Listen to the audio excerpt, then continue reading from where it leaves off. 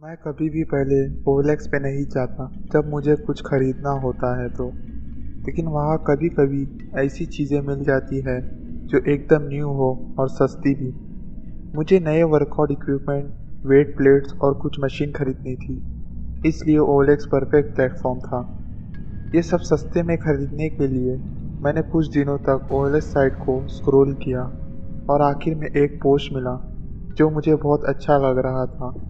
वो एक set of weight था जिसकी कीमत बहुत अच्छी थी और कुछ ही घंटों पहले पोस्ट किया गया था।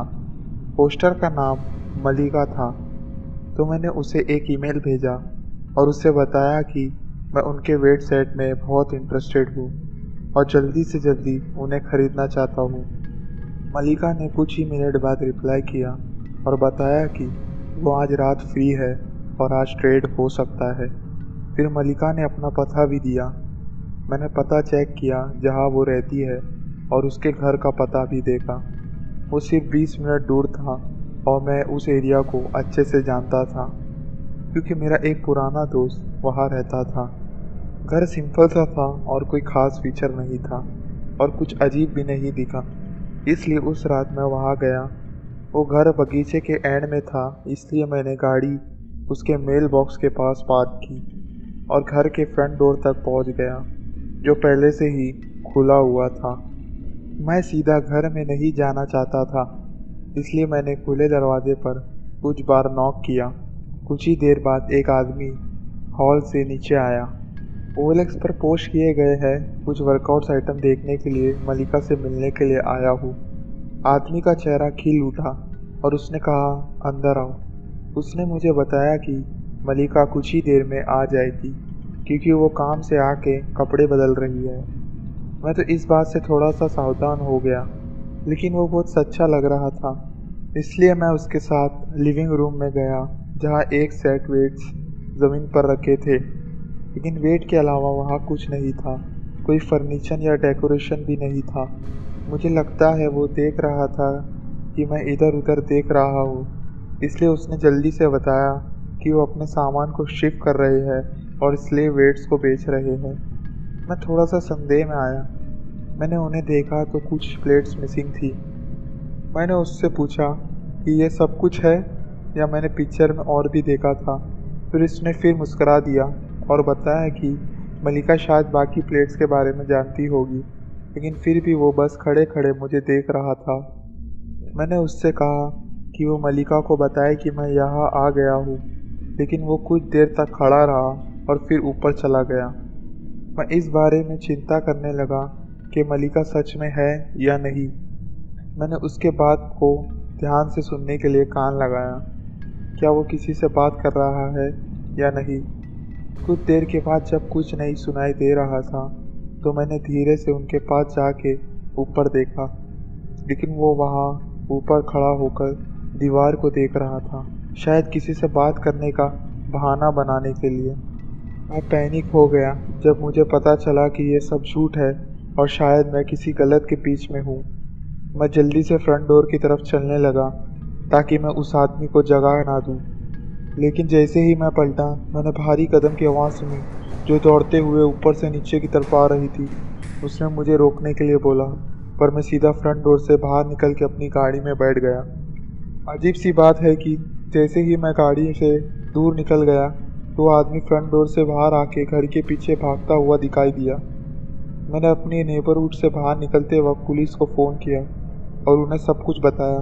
मुझे नहीं पता था कि उस आदमी का क्या प्लान था, पर मैं कॉन्फिडेंट था कि वो कुछ ना कुछ सोच रहा था। बाद में पुलिस मेरे घर आई और मैंने उन्हें और ज़्यादा जानकारी दी। उन्होंने मुझे बताया कि उस घर में पिछले 1 साल से कोई नहीं रहता है। मुझे उस आदमी के बारे में ज़्यादा जानकारी नहीं थी, बस मैंने उन्हें उसकी बुलिये के बारे में बताया। पुलिस के पास शायद सिर्फ वो वेट्स थे जिसे उसने वहाँ पर रखा था, जिसके ऊपर से उन्हें प्रिंट्स मिल सकते थे। मुझे फिक्र है कि शायद वो आदमी अभी भी वहाँ ओलेक्स के बहाने लोगों को इस तरह घर में बुला रहा हो। लेकिन मैं खुश हूँ कि मैं उससे पहले ही उस जगह से निकल गया जहाँ वो कुछ भी कर सकता था। मैंने अभी अभी कॉलेज से ग्रेजुएशन कंप्लीट किया था और मुझे एक छोटी सी जगह चाहिए थी जहां मैं रह के जॉब की तलाश कर सकूं। मैं एक छोटे से ग्रोसरी स्टोर में पार्ट टाइम काम करता था, लेकिन अब मुझे अच्छी नौकरी की ज़रूरत थी। खैर, अपने आप के लिए किराए के फ्लैट्स बहुत महंगे थे, इसलिए मैं स्पेयर रूम्स वाली जगह की तलाश कर रहा था। पता था कि किसी और के घर में रहने में शुरू शुरू में अजीब लगेगा, लेकिन सच कहूँ तो मेरे पास ज़्यादा ऑप्शन नहीं था। मेरे पुराने रूममेट्स ने मुझे OLX पर तलाश करने की सलाह दी, क्योंकि उस समय सभी दूसरी वेबसाइट सिंगल रूम्स को पोस्ट करने की अनुमति नहीं देती थी, या शायद उन्हें ढूंढना बहुत मुश्किल था। लेकिन OLX पर बहुत सारे ऑप्शन थे, इसलिए मैं उसे ही यूज़ करता था। कुछ दिनों के बाद मैं थक गया, क्योंकि कुछ भी लोगों ने मेरी रिक्वेस्ट का जवाब नहीं दिया। वो बस माफ़ी मांग कर कह देते थे कि जगह पहले से ही ले ली गई है। लेकिन फिर एक सैटरडे की सुबह नया रूम मिल गया। वो नज़दीक था, सस्ता था और खूबसूरत भी लग रहा था। राजेश के नाम से एक ऐड थी जिसमें उसने बड़ा घर के रेंट के लिए स्पेयर बेडरूम का विज्ञापन दिया था, जिसमें एक अलग से बेडरूम और क्लोजेट भी था। ये मेरे लिए परफेक्ट लग रहा था, तो मैंने उसको ईमेल किया और फिर काम पे चला गया। मुझे पता था कि विज्ञापन को उसी सुबह पोस्ट किया गया था, इसलिए मैं कॉन्फिडेंट था कि मैं पहला व्यक्ति था जो उसे कांटेक्ट कर रहा हूँ। लंच ब्रेक में मैंने अपने ईमेल चेक किए और राजेश ने तुरंत मेरे ईमेल का जवाब दिया और मुझे बताया कि मैं उसे दोपहर में देखने के लिए आ सकता हूँ। मैं जानता था कि काम के बाद मैं थकान महसूस करूँगा, लेकिन मुझे ये जगह पक्का चाहिए थी, तो मैं गया और हमने समय तय किया। काम के बाद मैं सीधा यहाँ आया, जो सिर्फ 10 मिनट दूर था। घर के बाहर एक आम दिखने वाला मीडियम साइज का नेबरहुड घर था। मैंने गाड़ी रोड के किनारे पार्क करके दरवाजे पर जाकर हल्के से नॉक किया। 30 सेकंड बाद मैंने ज़ोर से नॉक किया। 1 मिनट बाद मैंने अपना फ़ोन निकाला और राजेश को टैक्स करने वाला था, लेकिन जैसे ही मैं भेजने वाला था टैक्स, उसने दरवाज़ा खोला और मुझे अंदर बुलाया।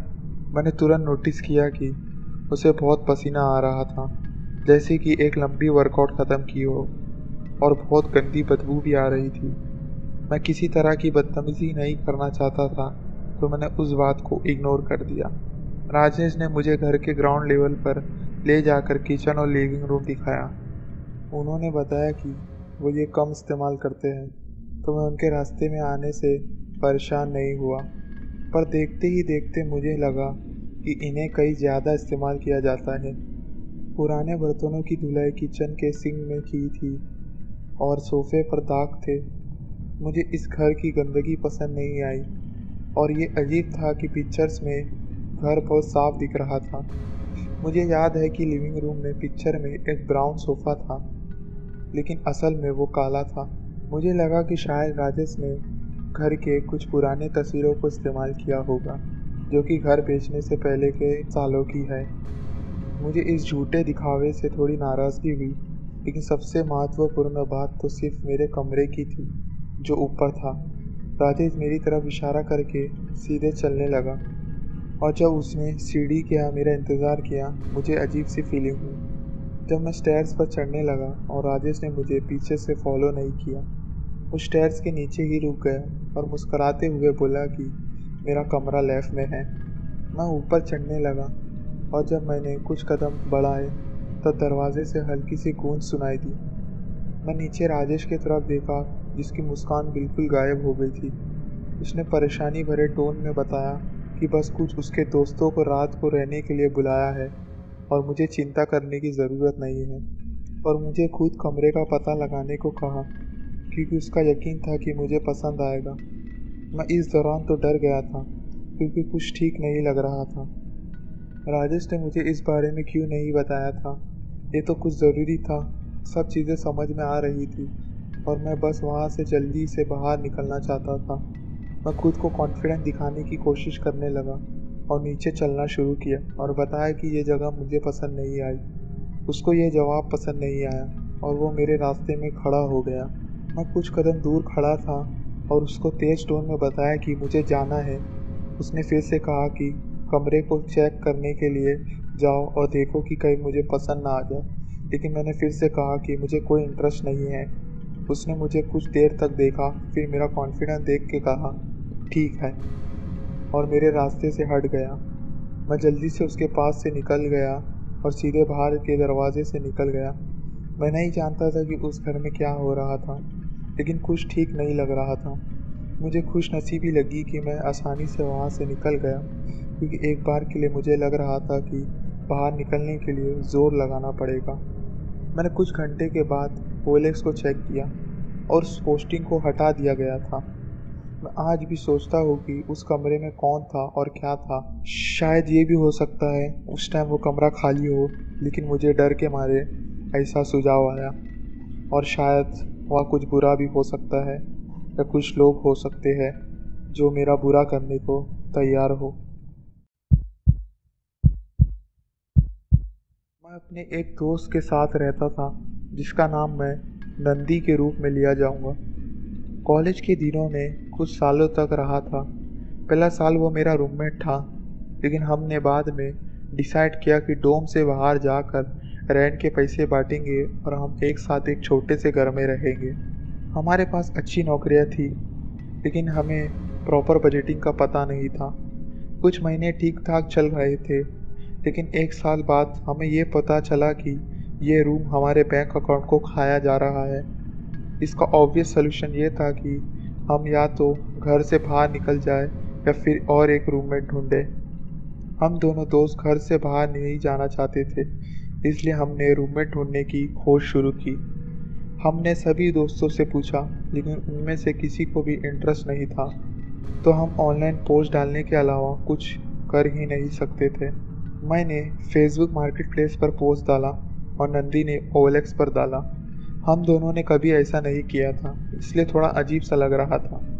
कुछ हफ्तों तक कोई भी जवाब नहीं आया, लेकिन एक दिन नंदी ने मुझे एक ईमेल दिखाया जो उसको किसी संदीप नाम के इंसान की तरफ से मिला था, जिसके रिप्लाई में वो हमारे घर के लिए इंटरेस्टेड था। उसे घर देखना था और अगले दिन घर देखने आया। वो हमसे कुछ साल बड़ा था और अभी कुछ दिन पहले ही ग्रेजुएट हुआ था, लेकिन वो काफ़ी अच्छा और साफ़ सुथरा दिख रहा था। हम उसे वेलकम करने के लिए खुश थे। उसने रेंट को डिवाइड करने के लिए सहमति जताई और अगले हफ्ते वहीं रहने आया। कुछ महीने बाद हम संदीप के साथ काफ़ी वक्त बिताने लगे और उसे जानने लगे। लेकिन फिर एक दिन वो बहुत कम बात करने लगा और अपने रूम में चले गया। जब भी वो बाहर आता, वो खाना खाने या काम पर जाने के लिए ही बाहर निकलता था। मुझे इस बात से कोई परेशानी नहीं थी, लेकिन मैं इस बात को थोड़ा सा अजीब मानता था। कुछ महीने बाद चीज़ें खराब होने लगी। मैं अपने काम से घर पहुंचा और दरवाज़ा खोलते ही नंदी ने मुझे चुपके से लिविंग रूम में बुलाया। वो कहने लगा, क्या हो रहा है, और बताया कि संदीप घर पे है, इसलिए ज़्यादा बोलने से परहेज करना है। फिर उसने मुझे बताया कि आज सुबह संदीप के कमरे से गुजरते वक्त उसे एक बहुत ही अजीब बदबू महसूस हुई। मैंने उसे कहा कि मुझे कुछ महसूस नहीं हुआ। नंदी ने संदीप के कमरे की तरफ इशारा किया और कहा कि चुपके से उसके कमरे के पास से गुजरकर बदबू का पता लगाओ। मैंने चुपचाप उठकर कमरे की तरफ जाते हुए संदीप के कमरे के पास सख्त ध्यान रख के बदबू का पता लगा लिया। वो बदबू काफ़ी भयानक और गंदी थी। मुझे इसके बारे में कोई आइडिया नहीं था और मैंने कभी घर में ऐसी कोई बदबू पहले महसूस नहीं की थी। नंदी ने कहा कि हम संदीप से पूछ ले कि ये क्या है, और मैंने उसमें हामी भरी। हम दोनों उसके कमरे के पास गए और सख्त ध्यान रखते हुए उसके कमरे का दरवाज़ा खटखटाया और बोला, संदीप क्या हो रहा है, लेकिन उसने कोई जवाब नहीं दिया। नंदी कहने लगा कि वो संदीप के कमरे में ही है, लेकिन कुछ और मिनट तक उनका कोई जवाब नहीं आया, इसलिए हमने सोचा कि कल उससे पूछ लेंगे। अभी काफ़ी देर हो चुकी थी, तो हम दोनों ने जल्दी से डिनर किया और लिविंग रूम में टीवी देखने लगे। फिर दोनों अपने अपने कमरे में जाके सो गए। अगले दिन जब मैं संदीप को घर से बाहर निकलते देखा, मैंने उससे पूछा कि कल रात जो बदबू थी वो क्या था। वो तो मैंने बस कचरा बाहर निकाला था, उसने जल्दी जल्दी जवाब दिया और गाड़ी में बैठकर चला गया। उसके ये जवाब मुझे बिल्कुल हज़म नहीं हुए, पर मैं उसको ज़्यादा बोझ नहीं बनाना चाहता था। मैंने नंदी को बाद में बताया, उसको भी ये चीज़ अजीब लगी, पर उसको भी इस बारे में कुछ करना नहीं था, तो हमने वो मैटर छोड़ दिया। कुछ हफ्ते गुजर गए और फिर संदीप हमसे बात भी कम करने लगा, पर बदबू का मसला तो सॉल्व हो गया था। एक रात जब मैं देर से काम से घर आया, नंदी और संदीप दोनों अपने अपने कमरे में सो चुके थे, तो मैं भी सीधा अपने कमरे में चला गया और सो गया। पर रात के बीच में मैं उठकर नीचे की तरफ से आवाज़ सुनने लगा। वहाँ पे संदीप का कमरा था। मैंने कुछ मिनट तक ध्यान से सुना कि वो क्या कर रहा है, पर आखिर में मैं सो गया। अगली सुबह जब मैं उठा तो संदीप का पता नहीं था। वो अपने काम पे जाता था और रात को वापस आता था, पर उस रात वो घर आया ही नहीं।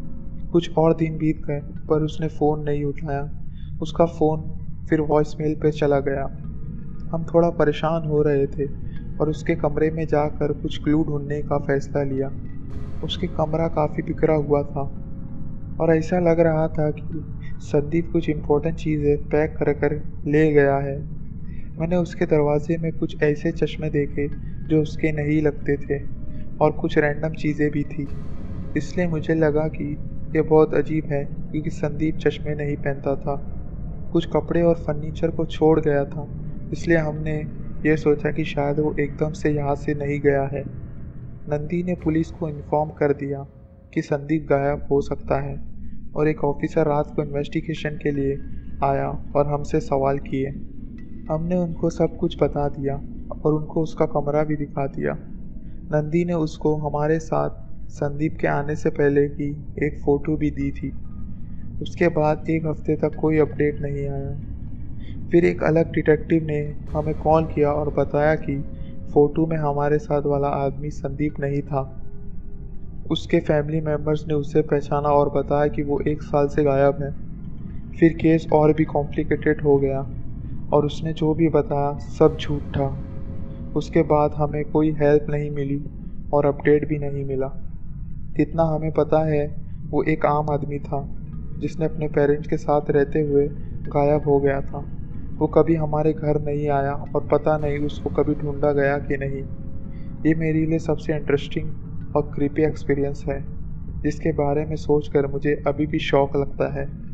मुझे लगता है कि वो शायद पुलिस से कुछ छुपा रहा था, क्योंकि वो कुछ किया हुआ था या अभी तक कुछ कर रहा हो।